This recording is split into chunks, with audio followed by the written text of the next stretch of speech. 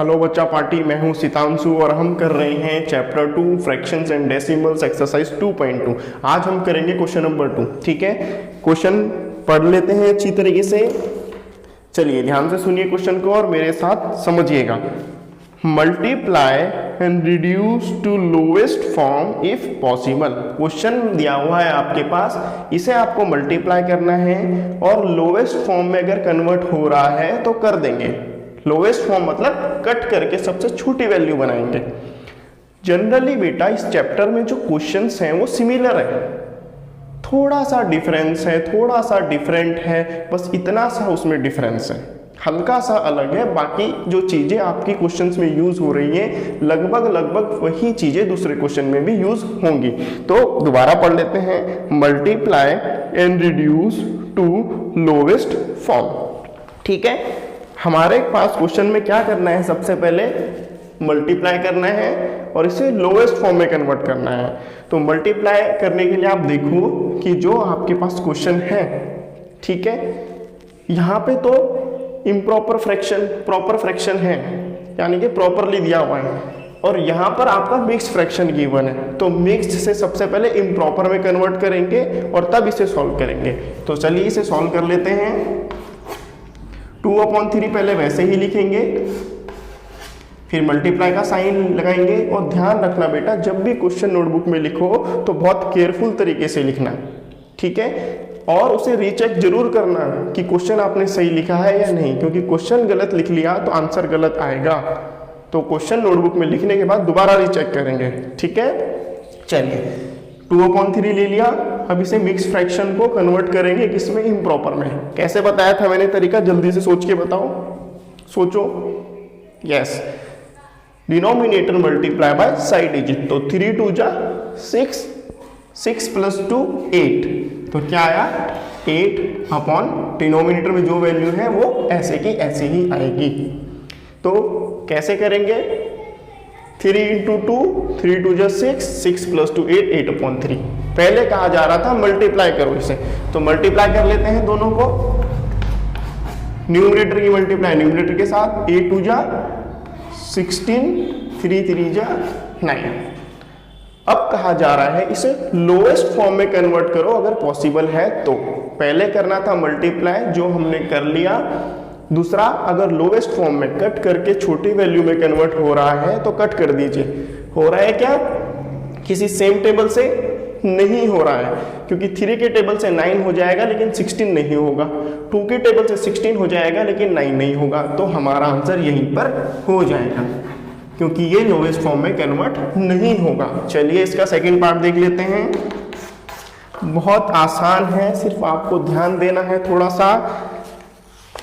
2/7 × 7/9, ठीक है। कहा जा रहा है कि इसे मल्टीप्लाई करना है पहले, तो इसे मल्टीप्लाई कर लेते हैं। 2 7 जा 14, 7 9 जा कितना होता है 63। Very good. अब देखो किसी सेम टेबल से कट हो रहा है, यस 7 के टेबल से। टेबल्स अच्छी तरीके से याद होनी चाहिए इन्हें सॉल्व करने के लिए। तो 7 से कट होगा 7 2 जा 14, 7 9 जा 63। ठीक है बेटा, आपको देखना है कितने टाइम्स कट हो रहा है। तो 7 2 टाइम्स कट हो रहा है 14 से, और 7 जो है वो 9 टाइम्स कट कर रहा है 63 को। तो 2/9 इसका आंसर है। इसी तरीके से थर्ड वाला भी करेंगे। सारे क्वेश्चन सिमिलर है, कोई डाउट होना ही नहीं चाहिए। 3/8 × 6/4। बेटा हम इसे कट तो यहाँ पर भी कर सकते हैं, ठीक है। आपके माइंड में क्वेश्चन जरूर आ रहा होगा कि मैंने बताया था कि हम यहाँ पे भी इसे कट कर सकते हैं, बट क्वेश्चन में सबसे पहले कहा जा रहा है मल्टीप्लाई, तो उसे हमें पहले मल्टीप्लाई करना होगा। समझ आ रही है बात। मैंने आपको बताया था कि अगर यहाँ पे क्रॉस में और अपॉन में वैल्यू कट हो रही है तो कट कर दो, लेकिन it's depend upon the question. अब क्वेश्चन में ही पूछा जा रहा है कि इसे पहले मल्टीप्लाई करो, तो हम इसे पहले मल्टीप्लाई करेंगे तब उसके बाद कट करेंगे, ठीक है। यस, तो 6 3 6 जा 18, 8 4 जा 32, 3 6 जा 18, 8 4 जा 32, इसे कट कर देंगे। किससे कट होगा बताइए मुझे? 2 से कट करेंगे। 2 9 जा 18, 2 16 जा 32। क्लियर है? 32 डायरेक्ट कट नहीं होगा तो आप डिवाइड करके चेक कर सकते हैं। तो 2 9 जा 18, 2 16 जा 32, तो इसका आंसर आया 9/16। अब इसके बाद है हमारे पास क्वेश्चन नंबर 4 देख लेते हैं। 9/5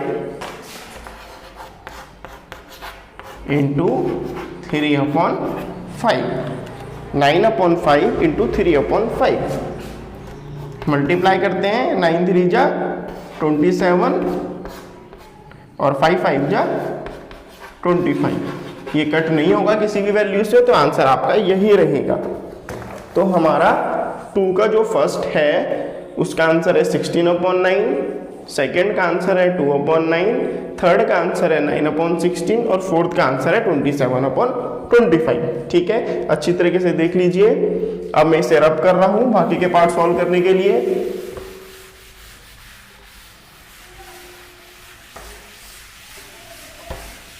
बहुत इजी है बच्चे, बहुत इजी। सिर्फ आपको थोड़ा सा ध्यान देना है, थोड़ी मेहनत करनी है। ठीक है, थोड़ी सी, ज़्यादा मेहनत भी नहीं, थोड़ी मेहनत करनी है, फिर आपके आंसर आ जाएंगे। ठीक है, अब इसका फिफ्थ पार्ट देखें। 1/3 इंटू 15/8। पहले एक काम कर लेते हैं, सारे क्वेश्चंस को लिख लेते हैं। सिक्स्थ है इसका 11/2, 3/10। 7 देख लो, 4/5 इंटू 12/7। क्वेश्चन चेक कर लेते हैं सही लिखे या नहीं। 1/3 इंटू 15/8, 11/2 इंटू 3/10, 4/5 इंटू 12/7। क्वेश्चन भी चेक कर लिए, मतलब हमने सही से उतारे हैं। अब फटाफट से मल्टीप्लाई करो इसकी। 1 15 जा 15, 8 3 जा 24। पहले सभी की मल्टीप्लाई कर लेते हैं। 11 3 जा 33, 2 10 जा 20, 4 12 जा कितना होता है? अगर 4 12 जा आपको नहीं आ रहा है तो आप 12 4 जा भी ट्राई कर सकते हैं, क्योंकि मल्टीप्लाई चाहे आप यहाँ से वहाँ करो, वहाँ से यहाँ करो, आंसर सेम आएगा। तो 12 4 जा कितना होता है? 48 और 5 7 जा 35। ठीक है, अब आप सोच रहे होंगे कि मल्टीप्लाई यहाँ से यूँ क्यों कर दिया? क्योंकि मल्टीप्लिकेशन में बेटा चाहे दोनों में से डिजिट कोई सी भी आप मल्टीप्लाई करो, आंसर सेम आएगा। तो अब तीनों में चेक करते हैं कोई वैल्यू कट रही है या नहीं। इसमें कट रहा है, यस, 3 की टेबल से। तो 3 5 जा 15, 3 8 जा 24। यहाँ पे कट रहा है? नहीं कट रहा है। कोई सेम टेबल से नहीं कट रहा है तो यही आंसर रहेगा। यहाँ पर कोई कट रहा है? नहीं कट रहा है, तो यही आपका आंसर रहेगा। तो 2 का फिफ्थ का आंसर 5/8, 6 का आंसर 33/20 और 7 का आंसर 48/35। बच्चे, इसका जो क्वेश्चन नंबर 3 है वो भी बिल्कुल सिमिलर है, तो उसे मैं सॉल्व नहीं करूंगा। इस क्वेश्चन की तरह ही आप क्वेश्चन नंबर 4 को करेंगे। बस क्वेश्चन नंबर 4 में थोड़ा सा डिफरेंस है। डिफरेंस ये है कि उसमें कहा जा रहा है मल्टीप्लाई द फॉलोइंग फ्रैक्शंस, कि आपके पास जो क्वेश्चंस हैं उन्हें सिर्फ मल्टीप्लाई करना है। ठीक है, तो जो आपके पास क्वेश्चन है उसे डायरेक्टली आप मल्टीप्लाई करेंगे, सिंपलेस्ट फॉर्म में कन्वर्ट नहीं करेंगे। उसमें कुछ मिक्स फ्रैक्शन में क्वेश्चन हो सकते हैं, तो उसे इम्प्रॉपर में कन्वर्ट करना और तब सॉल्व करना। Question number 3 exactly question number 2 की तरह है, बस उसमें आपको कट नहीं करना है, बाकी इसी तरीके से सॉल्व होगा। ठीक है बच्चे, आई होप आपको वीडियो अच्छी लगी होगी। अच्छी लगी है तो इसको लाइक करें, शेयर करें और सब्सक्राइब जरूर करें।